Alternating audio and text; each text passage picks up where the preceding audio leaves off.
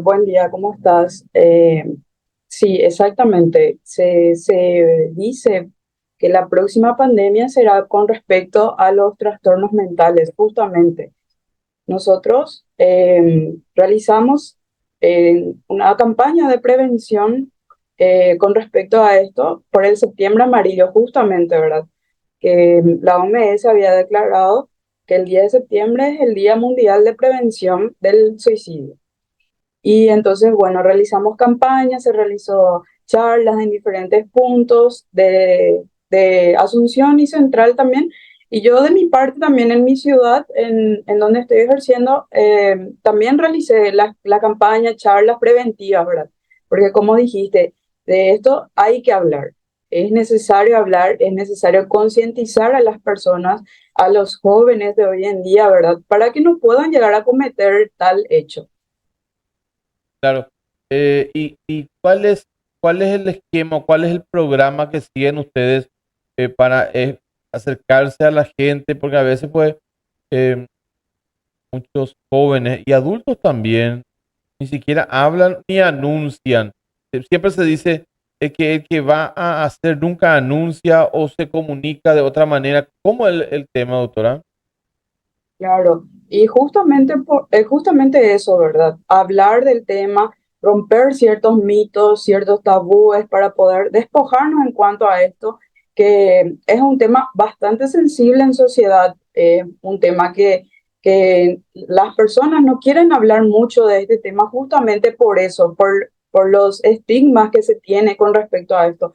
Entonces, nosotros nos enfocamos en dar las charlas hablando concientizando a las personas, comentándoles cuáles son los signos, los síntomas que uno puede percibir que tiene a una persona alrededor, a una persona querida, ya sea amigo o familiar. Entonces, comentarles con respecto a esos signos y síntomas para que ellos puedan identificar y confrontarle a la persona, ¿verdad?, que está padeciendo de alguna alteración en su salud mental y para que puedan ayudar, porque por más simple que parezca, es bastante complejo también el hecho de que hablar salva vidas, porque es algo de lo que hay que hablar y eso se comprueba y se sabe que salvó muchas vidas el hablar con respecto a esto. ¿Cuál es la pauta de alarma? Vamos a hablar de los jóvenes, papá, Sí, mamá, y cuáles serían unas pautas de alarma cuando un chico está con un problema y que esté pensando en el tema suicidio. sí. Por ejemplo, o sea, la persona se aísla, pierde el interés hacia actividades que antes le resultaba placentera o dejó de hacer, se empezó a aislar, em, empezó a tener una pérdida de concentración, pérdida de memoria, pérdida de interés, ganó peso o bajó de peso, duerme mucho o no duerme nada. Todo esto es una luz de alarma que nos enciende y más todavía si habla ya del tema y si empieza a decir que acabar con su vida le terminaría todos los problemas, etcétera. Esto ya enciende una luz roja para una persona y todo esto lleva al cabo de mínimo 2 semanas que esta persona tiene todos estos signos, digamos. ¿Qué hacemos los padres cuando el primero principal es que los padres no deben olvidarse que son padres? Porque ocurre que dice, tengo tiempo ahora, tengo que trabajar, tengo que pagar el colegio, no tengo tiempo para ocuparme de mi hijo y terminan sin darse cuenta de que su hijo está pidiendo auxilio, ¿verdad? ¿Y cómo, cómo actuar primero con los padres cuando ve todo este tipo de que le llamamos pautas de alarma? Claro. Y primeramente, ¿verdad? Identificar todo esto, encender esa luz y tratar de buscar un tiempo para charlar, ¿verdad? Para preguntarle qué le está pasando, por qué está actuando así.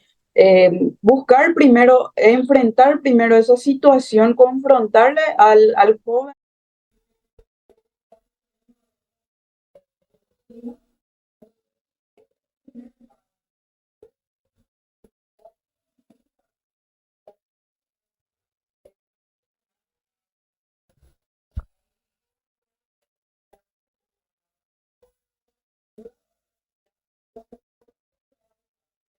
ver cómo se puede resolver, pero en estos casos eh, sí, sí se resuelve. Ujú. O sea, se puede resolver tomando a tiempo también. Claro, claro, sí se resuelven. Muchas personas incluso llevan su vida funcional ya con tratamiento, con psicoterapia, con tratamiento farmacológico, incluso, ¿verdad? Llevan una vida funcional, como te digo. Cuando decía doctora, lleva una vida funcional, medicado, entonces, eso es de por vida, o ¿cómo, en qué, se tiene categoría o no sé cómo llamarlo directamente para decir, bueno, hacemos este tratamiento, hablamos primero, conversamos, no hay solución? ¿En qué momento dice te medicamos? Porque de eso hay gente que tiene miedo también. Claro, sí, exactamente. Te voy a dar un ejemplo, ¿verdad? De una persona que tiene diabetes o hipertensión. Las medicaciones ya van a ser de por vida y se tiene demasiado miedo con respecto a eh, a los fármacos psiquiátricos que se va a tomar de por vida. Hay personas que no, hay personas que toman 1 año, 2 años y luego van retomando su vida, ¿verdad? De acuerdo a la psicoterapia, que es algo que ayuda muchísimo. Y justamente despojarnos de ese miedo que se tiene, de que eh, no vas a tomar de por vida, no, no es así. Cada caso es distinto, cada persona es distinta, cada tratamiento va distinto para cada persona. Entonces, Claro. eh, ese miedo justamente hay que quitar, ¿verdad? Porque incluso hay gente que solamente necesita psicoterapia porque a tiempo acudió a la ayuda también.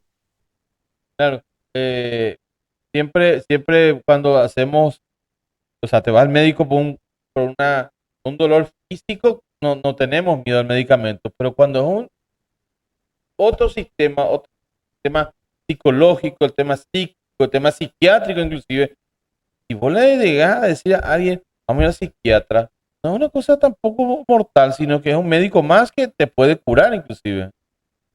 Claro, claro, y justamente, ¿verdad? Hay que tratar las enfermedades mentales como enfermedades. Son enfermedades, tanto así como podría ser la diabetes, como podría ser la hipertensión. Menciono, ¿verdad? Estas enfermedades porque son las más comunes. Y entonces, eh, tener una enfermedad mental, una alteración en la salud mental, no le hace distinto a otra persona que esté padeciendo de otra enfermedad distinta. O sea, son enfermedades, se trata como tal y bueno, se lleva de vuelta a una vida funcional cuando se recibe el tratamiento correcto.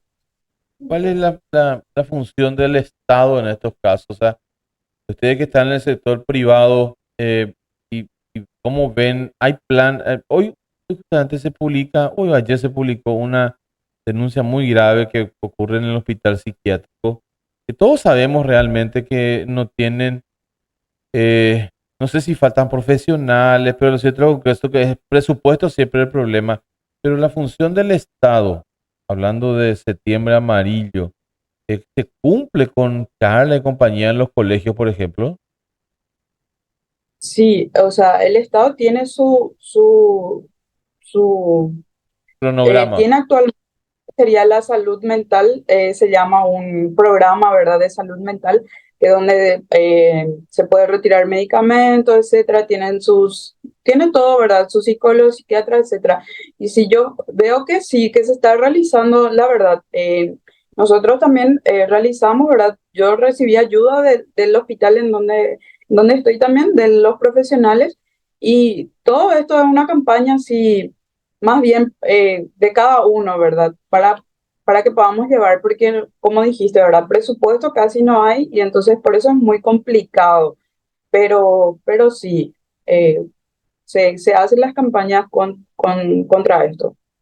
Cuando recuerdo que antes, decía, las mamás, las abuelas decían, no, es que todavía no hay porque no me alimenta por ahí de chico. ¿Tiene influencia la alimentación en la edad del crecimiento para tener problemas psiquiátricos, psíquicos en la vida? De hecho que Llevar una vida saludable sí implica muchísimo. Si vos no llevas una vida saludable, vas a tener ciertos problemas, ¿verdad? Porque nuestro cuerpo funciona de acuerdo a cómo nosotros le administramos y le cargamos. Entonces, va a implicar, pero en algunos estudios todavía no está bien demostrado de dónde.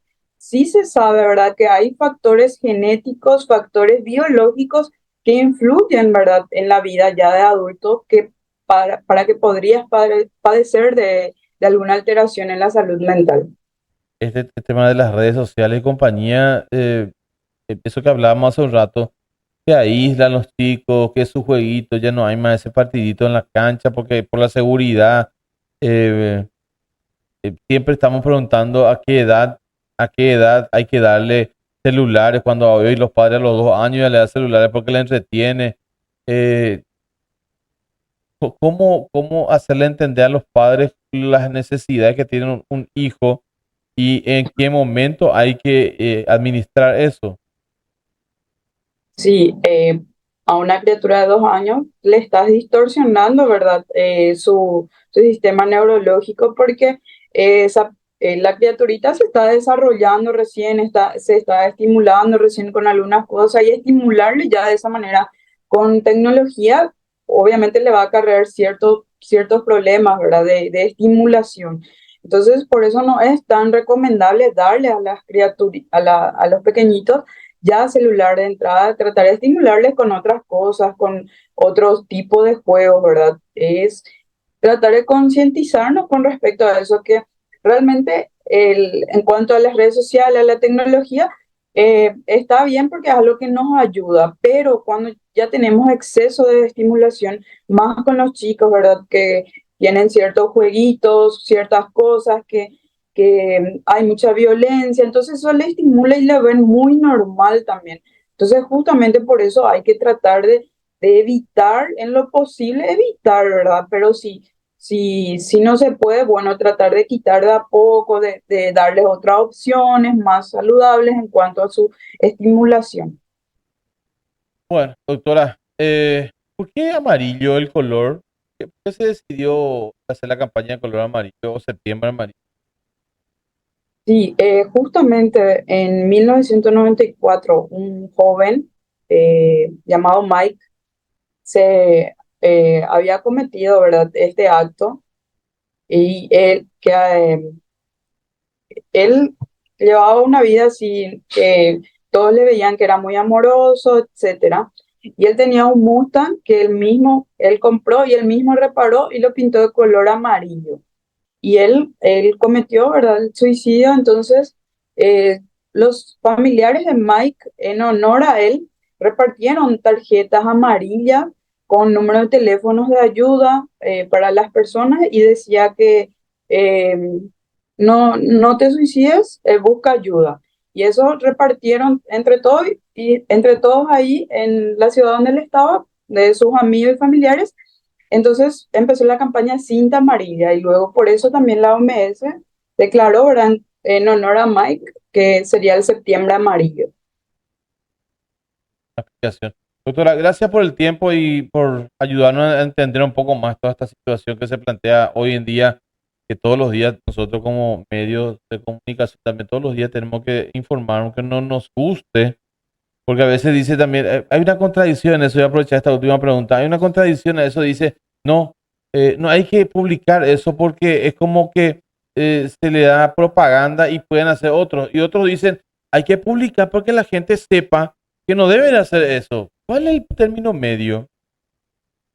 Claro, en realidad de este tema hay que hablar, hay que concientizarle a las personas, hay que darle solución, que hay solución, que se puede buscar ayuda, que hay personas que le van a ayudar y entonces por eso justamente concientizar y hablar salva vidas, hablar es muchísimo mejor y justamente por eso, ¿verdad? Toda esta campaña de hablar de que hay ayuda, de que hay soluciones para todo eso y por eso yo también te agradezco, ¿verdad?, por el espacio para que podamos hablar de esto y para que las personas se puedan concientizar y de que si estén pasando por algo similar o de alguien a su alrededor o uno mismo, que buscando ayuda y hablando sobre el tema se puede y hay solución.